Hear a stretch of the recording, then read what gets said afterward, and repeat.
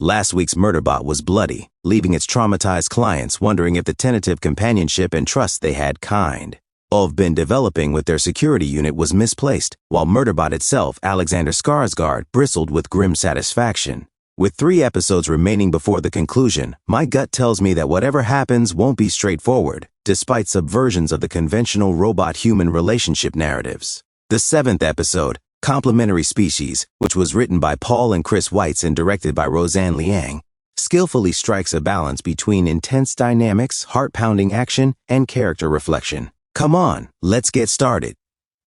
The cold open of Episode 7 jumps ahead 1 month to the Preservation Alliance team dining at Port Free Commerce prior to starting their survey. In Episode 7, Murderbot chooses to remain with humans for the time being. Murderbot attempts to get everyone out of the habitat entrance in the present before the late Lee Beebe's Anna Conkle friends show up with murder in their sights. Everyone keeps avoiding it because they haven't had enough time to comprehend Lee Beebe's betrayal or Murderbot blowing up her skull. Similarly, it harbors a persistent animosity toward their non-existent thanks because Murderbot's quick actions saved their lives.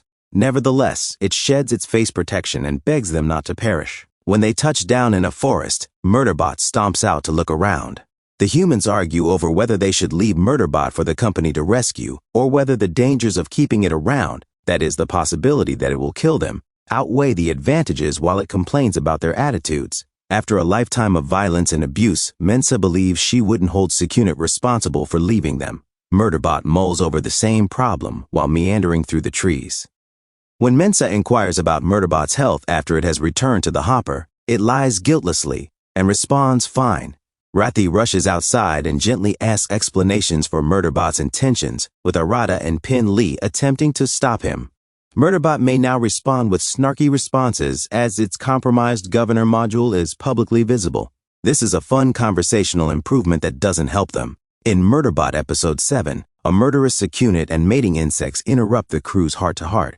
2 enormous insects decide to emerge from the ground at that exact moment, while the other is much larger, with armored scales and an even more repulsive mouth mechanism.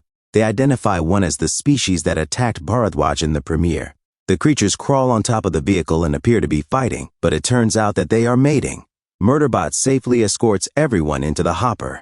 The neighborhood animals are having fun as everyone twiddles their fingers or displays scientific fascination. They emerge when the coast is clear and find that the lovers saddled them with a sack of luscious eggs that dangle off the hull as a leftover gift. An additional present, a top-of-the-line Secunit with sophisticated programming capable of blocking Murderbot's threat sensors, just drops out of the sky and drop-kicks Murderbot as it descends. In the ensuing group battle, Murderbot tries to defend its humans, and the humans retaliate by yelling and hurling themselves directly at the Secunit.